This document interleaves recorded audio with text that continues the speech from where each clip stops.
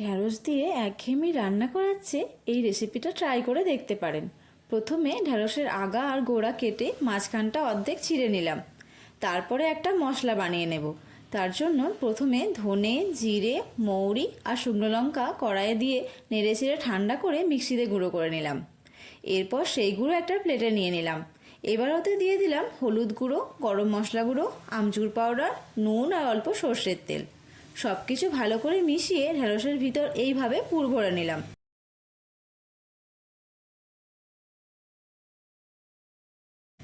সব ঢ্যাঁড়সের মশলার পুর ভরা হয়ে গেলে কড়াইয়ে সর্ষের তেল গরম করে জিরে ফোড়ন দিয়ে নেড়েচেড়ে নিলাম।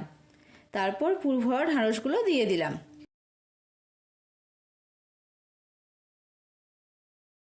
এবার ঢাকা চাপা দিয়ে উল্টে পাল্টে ভেজে পরিবেশন করলাম মশলা ঢ্যাঁড়স। এইরকম নিত্য নতুন রেসিপি দেখতে পেজটা অবশ্যই ফলো করবেন।